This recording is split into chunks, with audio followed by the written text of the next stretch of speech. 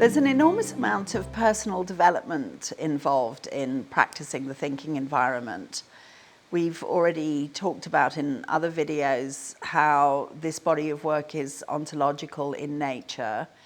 It's work that has at its foundation a way of being, who you are being in the world, and to practice being in a way that is in many ways a little bit like a salmon swimming upstream, going in the opposite direction to the way in which we've set the world up. If you think about the 10 components of a thinking environment, there's attention, practicing attention in a world that's full of interruption.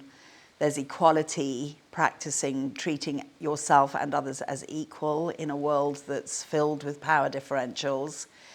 There's practicing ease and the discarding of rush and urgency in a world that is hurtling in the direction of hurry up all the time. There's appreciation in a world that lauds critical thinking and thinks of critical thinking as the most intelligent kind of thinking, and appreciation as something that's pink and fluffy and not that serious. So practicing being a thinking environment is really a massive amount of conscious awareness in a world that is constituted around conditions that are pretty much the exact opposite of it. And I think one of the places where this personal development becomes most strongly highlighted for me is around the question of what can you do when you can't listen anymore? What happens to you as a thinking partner, as somebody who's committed to being a thinking environment in the world when you actually can't listen to what a person is saying? I think this is quite an extreme situation when it happens. I think for those of us that choose to be thinking partners and have it as a practice in our lives, we learn a lot about being genuinely interested whilst at the same time not being attached to the content or indeed the outcome of where a person's thinking is taking them. And there are many ways in which this issue of not being able to listen anymore might rear its head. And I think there are two which stand out for me in particular. One is around an ethical dilemma. What if the content of what you're listening to in someone's thinking causes you to be concerned about them and about their well-being in a way that it becomes very difficult for you to continue to manage that second stream of attention that we've done so much talking about on this YouTube channel?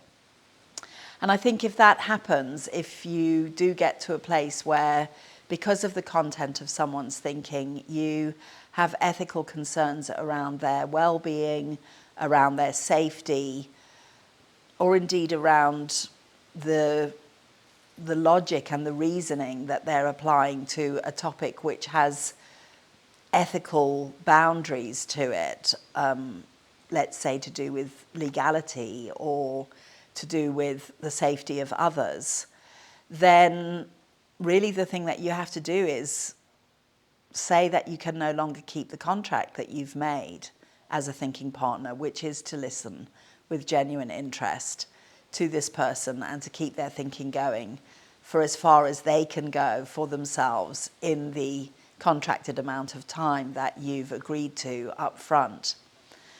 Can't listen anymore will become something for us to consider is when the topic that the person that you're listening to and what it is that they're thinking about that topic is something that triggers you. What I mean by that is what they think about it and the direction that they're heading in their thinking flies in the face of your own perspective around that topic. And your own perspective around that topic is something where you have, if we put it really frankly, an attachment to being right about your perspective. And I think this is one of the areas of enormous growth and development for us as thinking partners, is the extent to which we can be willing to suspend our point of view around things in order to be able to listen with genuine interest to somebody else's perspective about something and stay interested in their thinking and where their thinking is going, even when we don't agree. In many ways, this is one of the aspects of the invitation of the component of difference. We know through the component of difference that reality is diverse and that the mind thinks best in the presence of reality, and that therefore if we want to foster the conditions for the best independent thinking in the world, we need to be able to create environments that are open to divergent thinking and to as many diverse perspectives on topics as we can generate.